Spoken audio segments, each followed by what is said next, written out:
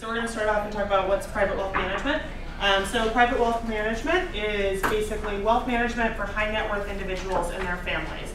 So what does that mean? Depending upon the firm that you are a client of, it can be anything from banking, which is what we all know, checking, savings, credit cards, to investments, portfolio management, both on a brokerage and a discretionary basis, and we'll get into that a little bit more. Trust and estates and philanthropy. Philanthropy is basically charitable giving. So do clients want to leave money either during their lifetime or after they passed away to different organizations? It could be a gift to the University of Richmond, it could be a gift to the Susan G. Komen Foundation, etc. As well as planning for how to transfer wealth to their heirs. So how do they maximize their gift exemptions? There is a certain dollar amount that you are allowed to pass tax-free to anyone that you'd like during your lifetime before you pay estate tax. And then there is also transferring wealth after you have passed away, be it to your children, to your grandchildren, etc. Last but certainly not least, despite high net worth individuals oftentimes having a lot of money, they still have a need to borrow money. So that would be what we call credit. It may be a mortgage to buy a house in the Hamptons. It could be a loan because they have an extensive art collection or they want to buy a private jet, to a line of credit for various purposes if they're starting a business, etc. So what characterizes private wealth management? There is a few key characteristics of the client.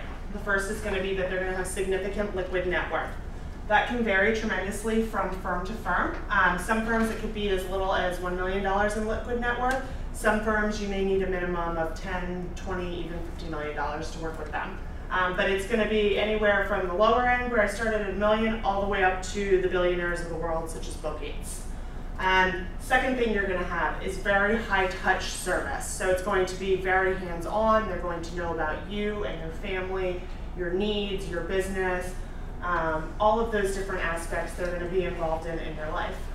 Lastly, clients are going to have access to sophisticated wealth solutions. So the more wealth that you have to invest, the more complex solutions that you can invest in. So someone, for example, that has $100,000 to invest is only going to be able to invest in equities and fixed income.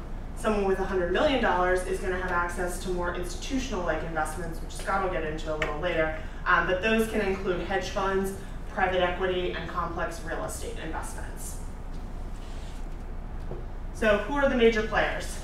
There are hundreds of wealth management firms across the US. They are in every city.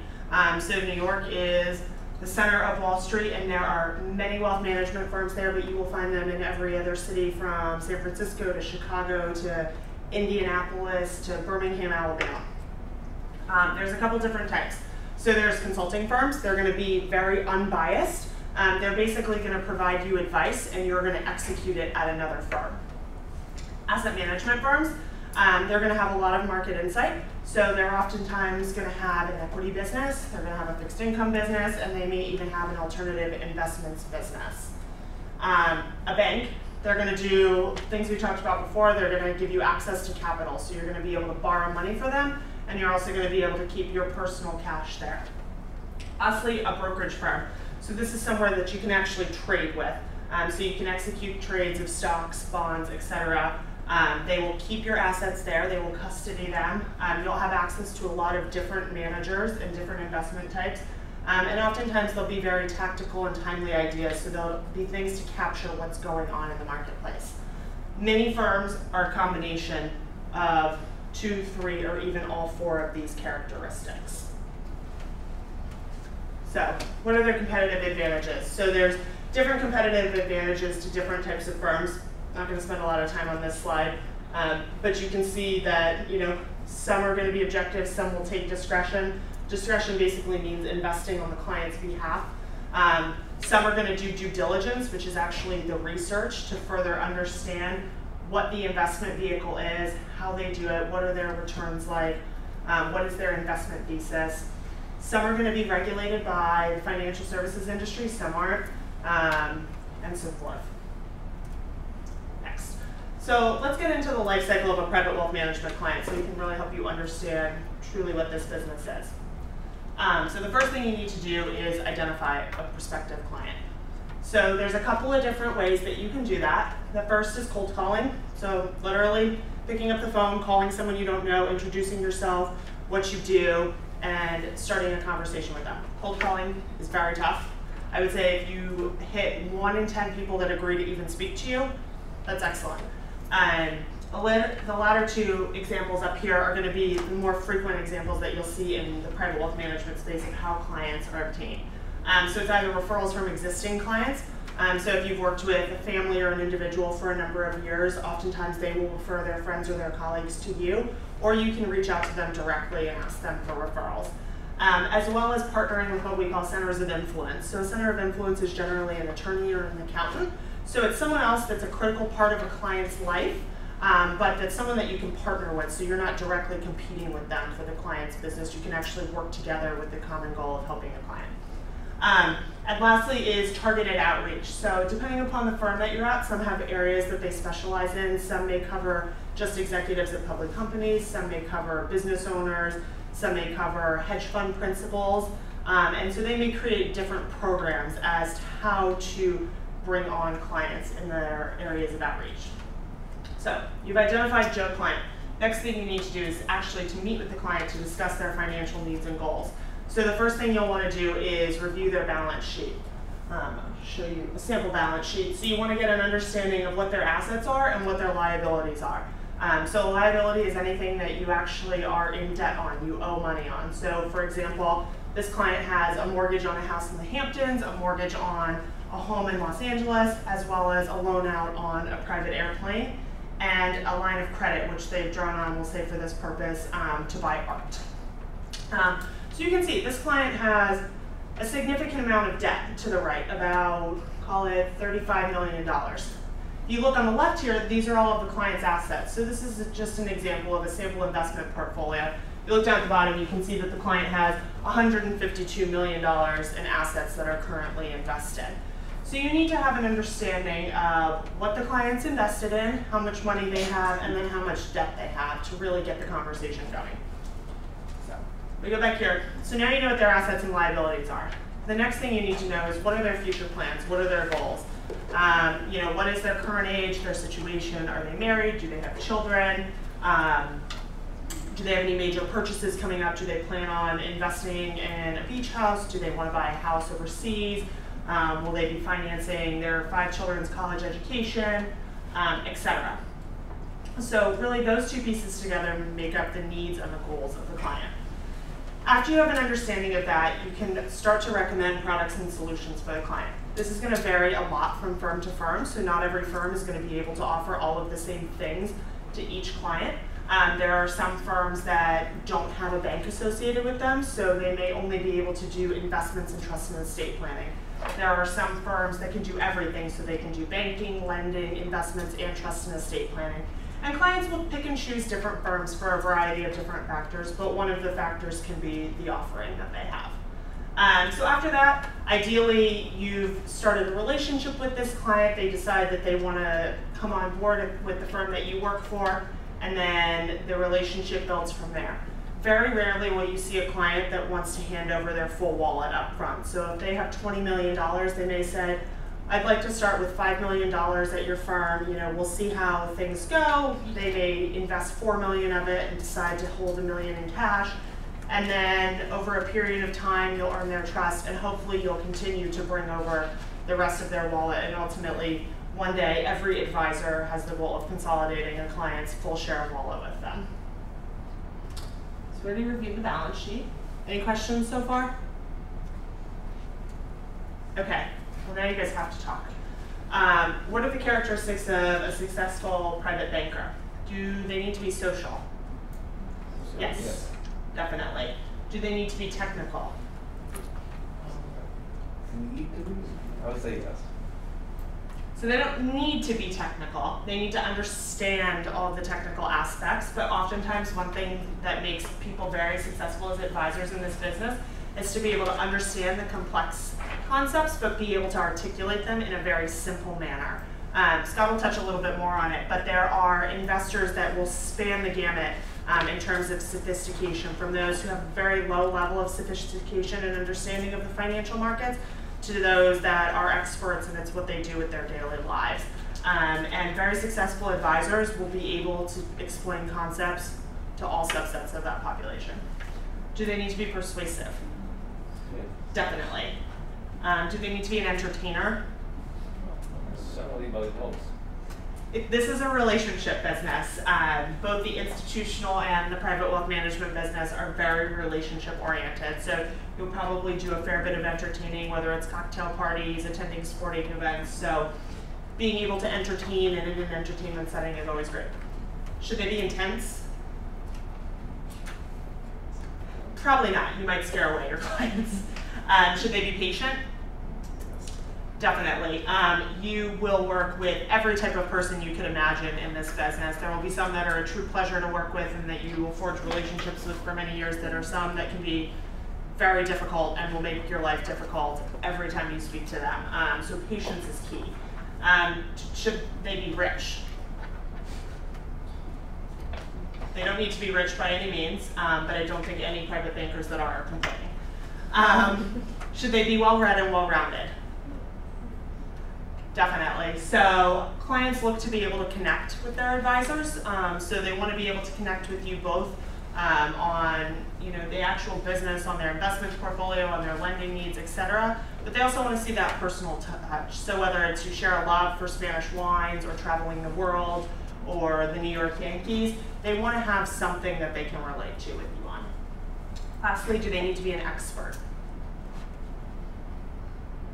Depends where you work. So some places you will be a one-man team and you will need to be an expert about everything. Some places you may be part of an integrated team and you may be responsible for knowing a little bit about a lot of things. But if you are not the expert, you should always know who the expert is so that you have someone to rely on. Not to say that you're not an expert, but do you work with an integrated team where you at your job where you're at? So I do work with an integrated team. We have basically what we call a private banker who heads up the relationship, and they are responsible for knowing a little bit about a lot of things. But then we have specialists on the team, and they are the experts. So for example, we have lending specialists, we have investment specialists, and we have trust and estate planning specialists. So the private banker can talk to a lot of the general concepts, but oftentimes they will bring in their specialist partners to really delve into the details with clients. You will find some other firms, so either more boutique firms or firms that may not offer like every product. So for example, a brokerage firm, your advisor is going to be the expert. They're going to need to know everything about anything you want to talk about. Any other questions right now? Okay, so just a few pieces of advice on how to interview well. And I think you'll find these are broadly applicable to most areas of Wall Street, but understanding the business and the position you're interviewing for. I hope most of you had a chance to just attend the lunch that we had with students who had been interns this past summer. But it's critical to understand the job you're going into and what you're going to be doing. You have a tremendous opportunity. I mean, the age of the internet, I don't know how anyone ever lived without it. I personally don't really remember life before the internet. I think Scott can probably tell us more about that. You have the opportunity to go out there to explore every company's website, to learn about their business, to network with alumni, and different people that work at the various firms. So always educate yourself as much as you can before you go on interviews for internships or jobs. Be prepared to discuss the financial markets. There are so many different ways you can educate yourself, from reading the Wall Street Journal to the Financial Times to The Economist to CNBC, MSNBC, etc. Don't just read one, don't just watch one. Lots of them have different opinions and different viewpoints, so it never hurts to have as many different views as you can. Pablo touched on this in the lunch, but prepare an elevator speech about yourself. It should be 2 minutes or less, literally, that you can tell someone in an elevator ride. In New York, when you're going to the 50th floor, it could take 3 minutes, but you never know. Philadelphia, I'm guessing Scott doesn't work on the 50th floor. First. Okay, so your stairwell speech maybe. Exactly. But you should be able to articulate, who you are, what makes you stand out from your peers, and why you're interested in whatever you're talking to someone about. So be it at the beginning of a job interview, if you're just doing some quick networking, etc. And lastly, during your interview, demonstrate your skill set. So have examples of problem solving, technical skills, interpersonal skills, relationship building, show how you're action oriented. And it's on the bottom of the list, but I think it's probably the thing you'll find most relevant when you're on the job, learning on the fly. You're gonna learn so much during your 4 years at Richmond. You're gonna learn so much more when you graduate. You will constantly be learning, especially your first couple of years on the job. Someone said to me many years ago when I started, and she had just started, she felt like she was drinking red wine from a fire hose, and I was like, ooh. So I say to all the college kids, it's like drinking Natty Light from a fire hose. You will feel overwhelmed with the amount of information, but the more you can learn while you're doing it, the better off you'll be. So Scott's going to come up and he's going to talk a little bit more about the institutional business. Is there anything else I can answer on the private wealth management business right now? No? How's your day like? How's my day like? It depends. There's so many different areas of private banking. I would say, so work-life balance is going to be much better in institutional investment management and private wealth management than in investment banking, for example. I would say people are usually in between 7, 8, 8:30 in the morning, always before market starts. But you're not usually going to be there until 4 in the morning. As an analyst, your hours may be a little later. You may be there till 7, 8, sometimes midnight or 1 if things are very busy. But it's much different. So there's much more work-life balance. During market hours, life is usually pretty crazy. We have clients constantly calling. They want updates on the markets. They want to know how things are. They may want to make trades in their portfolios. So oftentimes that's like learning on the fly time, essentially, because you're dealing with live client situations. And as you get further into your career, oftentimes you'll be communicating directly with clients. When you say be prepared to discuss the financial markets, how in depth would you say? Like, it would be just like basically like knowing the euro prices right now, like and what's going on with the Federal Reserve in the United States, and like the different takes on it, and between regulation and like the potential actions of the government, or is it like even more specific than that? Like, so it's going to depend on the role you're interviewing for. For example, if you were interviewing for an analyst position, I would say you should have read every cover of the Wall Street Journal for like the weeks and months heading up before. So you don't need to be an expert on every story in there, but you should have an idea and a talking point or two in your head. I think the worst thing you can do is have an interviewer ask a question and then be like, and you start BSing and they clearly know you are, be like, I'm sorry, I missed that story, but I actually read this really great story about XYZ, and give them something comparable to show that you are still educated and well-read and you know about the markets. Someone's going to throw you a zinger at some point. You're not going to know the answer to the question about the markets. There's a ton to be reading. But I would say just read and learn as much as you can, and just make sure you understand the big concepts. So if you can't articulate what happened in 2008, that's probably going to be an issue. Do you need to know every single detail of every single firm in 08? No. But if you don't know that Lehman Brothers is no longer in existence, for example, they're going to think that you really don't have a grasp on the broad concepts. How is the potential market for private wealth management? In terms of a number of clients or like the trend? So what's the opportunity set? Yeah. So there are over, I want to say, 20 million households that I know our firm has looked at in the US as potential clients.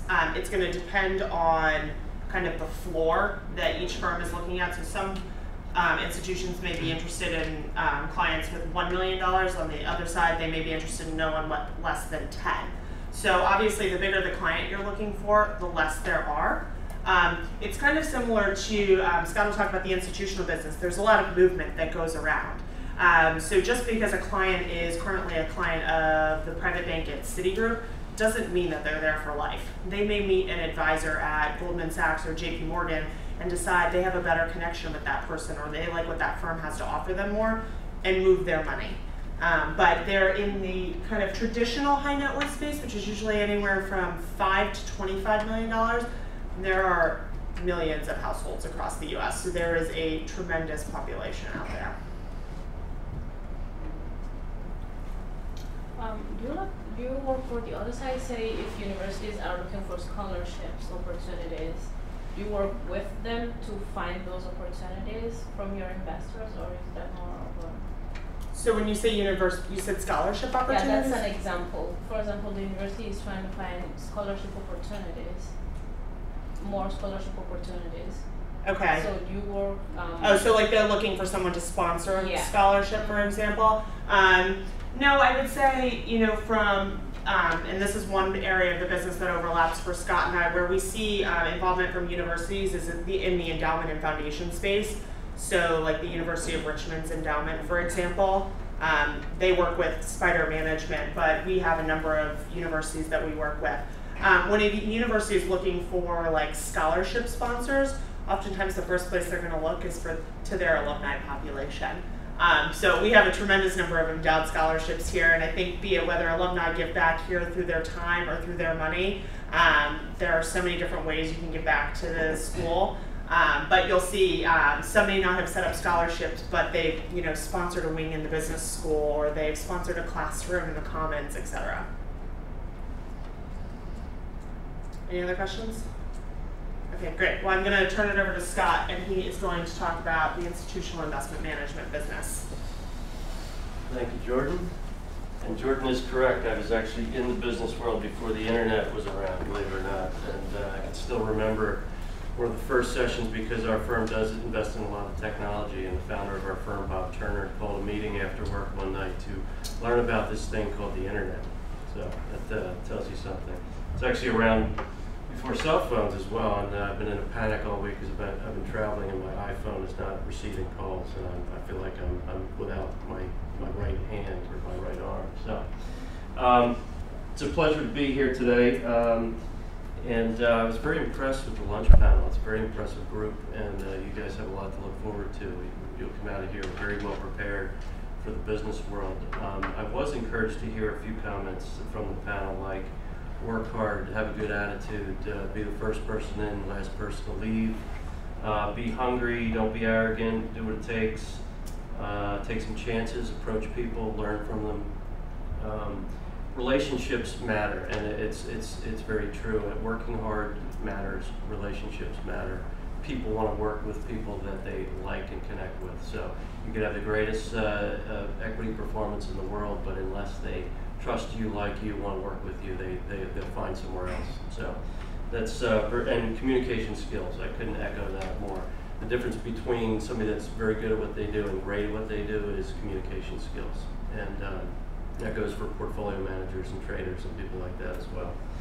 So moving forward, what are institutions? What types of clients do we look for, and what's that world look like?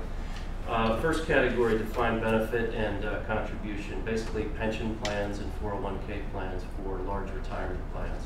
The categories are public funds, state and city government funds, some very large ones like CalPERS, which is California Public Retirement System, and it's $220 billion. The teachers fund in California rivals that. They happen to be clients of ours at Turner. They're very, very big and demanding clients, but they can be so because they are so big. And each state has these types of retirement plans. State of Virginia has a $55 billion retirement plan. Very well run, very smart people there. Met with them yesterday. Two of the graduates from Richmond are there making decisions, picking managers. Head of fixed income is a classmate of mine. One of the members of the equity team is a UR graduate from O2. So big corporate pension plans are also clients that we go after. IBM, General Motors, people like that. $105 billion General Motors plan also happen to be a client. Very sophisticated investor. And large union plans. Union workers have their own multi-employer plans. Second category would be endowment and foundation. University of Richmond, $1.8 billion endowment. They actually look to offset some of your tuition costs with that endowment and do a lot of other things with it. It's run by Spider Management, as Jordan had mentioned. Spider is a local firm. It's actually spun out of the school and manages, they leverage their capabilities and manage other endowments around the country, right alongside Richmond's endowment. They're very good at what they do, very smart people. Harvard, another example, $40 billion endowment, one of the bigger ones. The sub-advisory area is a big one. Banks, insurance company, mutual fund companies, many of them do not manage their own money. They farm it out to external managers. We manage money for Prudential. It's our biggest client, $1.5 billion. We manage money for Vanguard. They put their name on it, we manage it. White label type of arrangement. The next, sovereign wealth funds, one of the biggest, fastest growing categories. These are funds sponsored by governments around the world. Many of them are driven by resources of the countries that they operate in. Many of these are commodities driven, oil driven. The Middle East has a number of very large sovereign wealth funds. You'll see Abu Dhabi, $626 billion. They're very sophisticated investors, and they move a lot of money, and they're people that you need to pay attention to. The Norges Bank would be another one, runs the Norway Oil Fund, about $400 billion. So these are very big chunks of assets. There's others that are up and coming, the emerging markets. Russia has one, Brazil has one, and many are driven out of not necessarily resource funds, but Singapore has one, China has one. Family offices, again, a very sophisticated investor base. Michael Dell's got a family office. These are the types of investors that Jordan works with, and we also work with these types of investors. So who are the players at these types of firms? First, you have the staff at these big investors that make decisions, asset allocation decisions.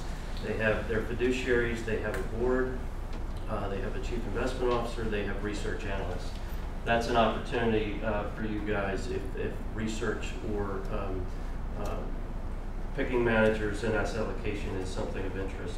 The second category are the asset management firms, very large. Well, they run the gamut from very large, like PIMCO and Allianz and BlackRock that run trillions of dollars, to household names, T. Rowe Price, Vanguard, and Fidelity, also very big firms, to firms that are $100 billion under management that you probably haven't heard of, TCW, Jennison, people like that. There's firms like mine, which is it's a middle-sized boutique firm, and there are many of those out there. And then finally, there's some smaller hedge funds that may run a couple of $100 million or $1 billion, but they're extremely profitable. So there's lots of opportunity, and these opportunities, these firms aren't only in New York, and of course there's many of them in New York and London and big financial centers that you would think of, but there's actually these types of firms all over the globe in every imaginable city. Here in Richmond, there's a firm called Thompson & Siegel. I understand that they interview on campus. They're an asset management firm. There's a local hedge fund of funds firm called Private Advisors, run by a friend of mine from UR. There are firms in Anchorage, Alaska, for example. A friend of mine just went to work for an international growth manager. There's big hedge funds in cities like Birmingham, Alabama. So, point being, these firms are all sizes and in everybody's backyard. If New York is something that doesn't fit with what you're looking for, there's opportunity elsewhere. And then finally, there's consulting firms, which are the advisor to the big institutional plans. Cambridge Associates, I was told, also interviews on campus.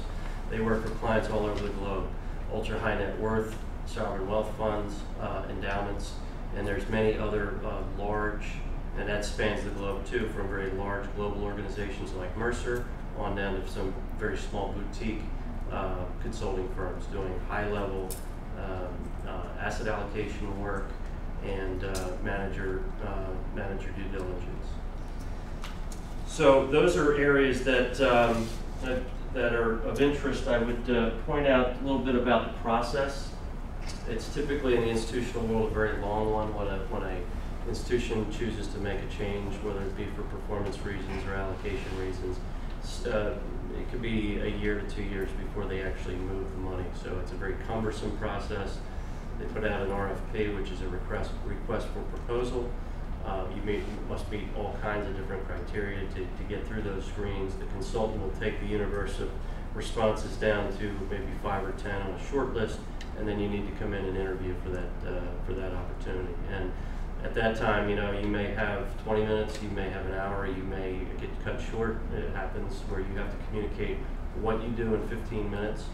You need to connect with the audience, and you need to be articulate to take maybe a high-level, sophisticated strategy down to possibly a layman's level, because these aren't always, even though they control billions and billions of dollars, aren't always sophisticated investors.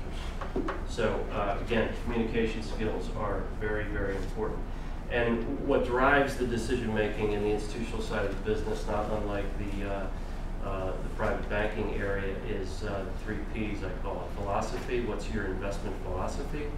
What's your investment process? Is it consistent? Is it repeatable? And then finally, your people. What people do you have that are making these decisions, and how are you going to retain them?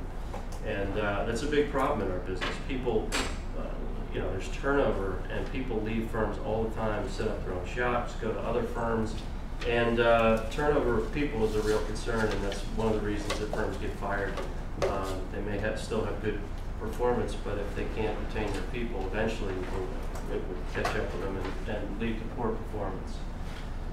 So I think you're very familiar with the different asset classes.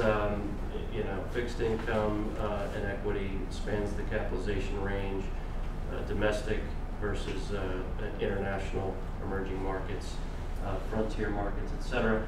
Big trend towards global investing, allowing the manager to invest where they see fit, less constrained portfolios. People are not as tied to the style boxes as they used to be. They're not as tied to modern portfolio theory as they used to be. They want to hire managers that are going to put up consistent, absolute returns. Institutions are less tolerant than on big drawdowns, and certainly of underperformance of the benchmark. So they're relaxing the constraints. They're allowing their managers to go overseas for opportunity, and also allowing them to short stocks, which is a way to make money in a downward market. And then alternatives is becoming a much bigger part of the business. There's some large institutions like endowments that could be up towards 50%, 75% alternative investments, which should be anything from many types of hedge funds to real assets, commodities, real estate, private equity, illiquid strategies for the most part, but because they have long time horizons, they can put up with that. They can stand that volatility and that lack of liquidity. So, and again, more sophisticated investors on one side versus less sophistication on the other. So, a little bit about career opportunities in. I'm sorry, I must have lost that slide, Jordan. Anyway, this is what a typical. It's the next slide. Okay, okay, very good. Talk a little bit about career opportunities. So this is a typical asset allocation. Nothing magical here. We would find that other types of investors, like an endowment, may have a lot more in, as I said, alternatives, and based on different liquidity needs and things of that nature. A little bit about career opportunities in the business. I broke it into 3 buckets. The first is, again, those large investors that are putting money to work, billions of dollars of money to work, and they have staffs of people that do that. Now, the corporate world is reducing those staffs and trying to get those liabilities and pension plans off their books, but there's other areas that are growing, like sovereign wealths and sub-advisory and things of that nature, and they need very smart people to do manager due diligence, asset allocation, and hire managers and put these billions of dollars to work and act as fiduciaries for those assets. The second category is the investment management area, which is where I work, and which is I believe to be a terrific field, and you could fall in any one of these areas. Be a portfolio manager, the one picking the stocks and putting them in the portfolio, and stocks or bonds for that matter. Somebody on the team researching stocks, and or a product specialist, which is more and more a bigger trend in the business, because many times portfolio managers are so quantitative driven or so numbers driven, and they may not be good communicators, and they may not be able to tell investors what they do and how they do it. And in many places, firms will hire product specialists that know the portfolio to the portfolio level and the reasons why we've done the trades that we've done, but they're not actually pulling the trigger on the stocks. The second area is distribution, sales, consultant relations, client relations. That's what I do. That's the team I head up. I will tell you that generally there's a lot of travel involved in that role, and it could be global travel. It's a lot of time on airplanes. You're going out to see the client or prospective client. You're communicating what the firm does. You're in charge of bringing in assets, retaining assets, and dealing with the consultants that deal with those firms. But it's very rewarding and can be a lot of fun. Not as much fun post 08 as it used to be, but I think it'll become more fun as markets tend to settle down after a period of time. And then business services, actually running the firms, CFOs of these firms and things of that nature. And I will say there's lots of opportunity, particularly at smaller firms. Jordan points out there's lots of training opportunity with the big banks and big asset management firms, which is very, very important. There's other entrepreneurial opportunities with smaller firms to get involved in, particularly in an equity position, and these firms tend to consolidate after time, and many friends of mine have become independently wealthy by being owners in these firms that then sell to a bigger entity, and then they become Jordan's client, and she can handle all their estate tax problems. And then finally, the consulting firms. There are some very bright people at these firms that are doing interesting work in asset allocation and hedge fund research and manager due diligence, and then communicating that to the client in a relationship manner. Cambridge, again, would be an example of that. So those are the three broad opportunities for careers in the business on the asset management side. And just to conclude, I would say, be educated on the business. As George said, stay up, read voraciously of anything you get your hands on. Have a view, have an opinion, and stay educated, because these designations, CFA and KAYA, are very, very important in the asset management industry. And I know you come well prepared out of school to take the CFA. I would highly encourage that. Now's the time to do that. I know that you need to put in a couple of 100 hours on that to do it. It's very difficult to do later in your career when you've got more demands on your time. Maybe you have kids. It gets more complicated as time goes on. So I'd encourage you to do that, especially when you come out of school and you're in that mode of studying. And the KAYA, I don't know if you're familiar with it, but the KAYA is the alternative designation of choice. The counterpart to the CFA in the traditional world, the KAYA is in the alternative world. And alternatives is a huge part of the business and a direction that the business is going in. So, and it's actually a little easier. I mean, if easy is probably not, easy is not a good word to describe it, but the CFA is very difficult. The KAYA is not quite as difficult, but like the CFA, each year that goes by, they make it more difficult, and the pass rate comes down. So the earlier you jump on that, the better.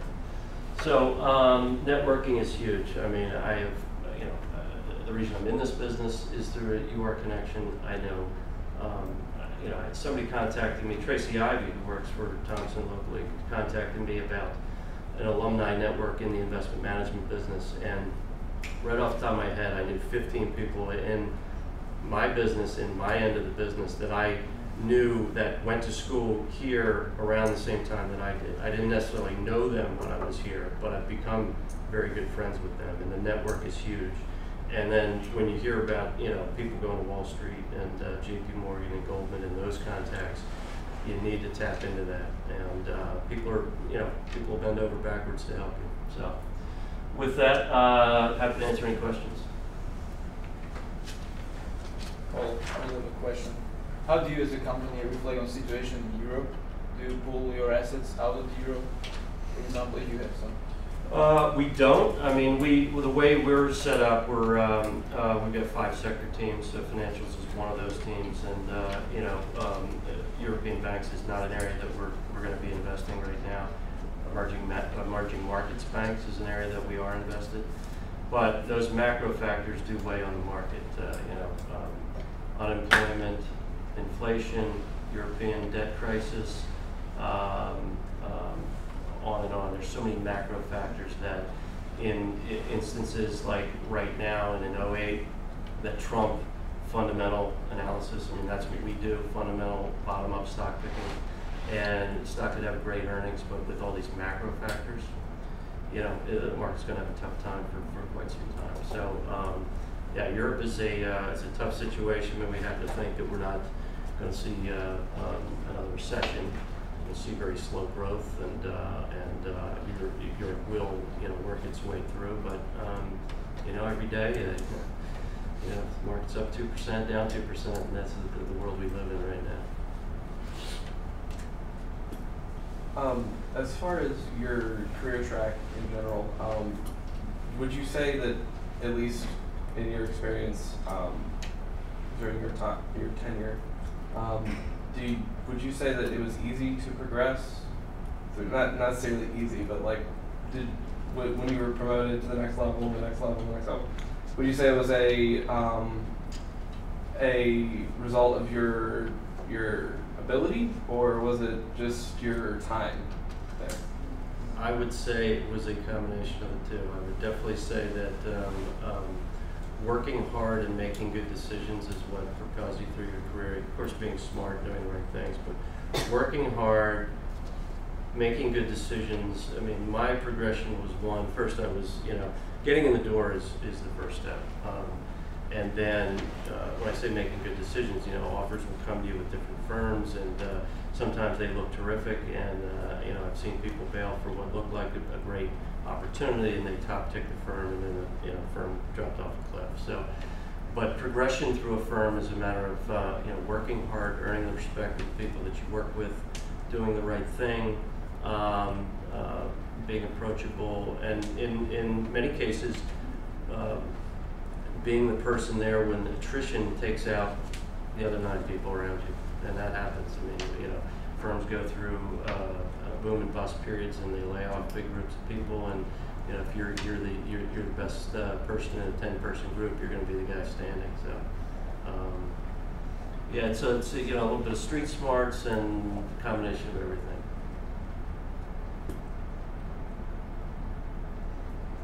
Anything else I can answer? Maybe I would ask again, like if you would have to be specific, where should I put my money right now, and why? I'm a big believer in long-short equity or hedged vehicles, in the sense that you can make money on both sides, and there's actually a trend towards making these hedged vehicles available in mutual funds now to everybody. In the past, it was only the most, you had to have a certain kind of net worth to get into these vehicles. They were LPs. They were locked up for long periods of time. The fees were 1% plus 20% of the profits, or 2% and 20%. So actually, you've seen a proliferation of alternative strategies available in mutual funds. Daily, liquid, transparent mutual funds you can buy at Schwab. And you got to do your homework, but there's some really good ones out there. Thank you. Yes? What are the advantages of being in a small versus a big firm? There's advantages to both. I think the big firms probably prepare you for the world better, in the sense that there's better training. You get exposed to more things. You get to know more people, and there's terrific career opportunities, as Jordan can attest to. I've never worked for a big firm. I've always been, first of all, I've been with my firm 16 years, and prior to that, in a more entrepreneurial environment. And it's always been a kind of an eat what you kill and survival type of mode. And but entrepreneurial in the sense that you kind of make your own course. I mean, you know, I can approach the founder of the firm, pick up the phone, call him this afternoon, and say, hey, Bob, I've got a great idea. I think we ought to, you know, restructure this business for these reasons, and he'll listen. And if he likes what he hears, he's going to say, all right, go do it. So there's advantages to both.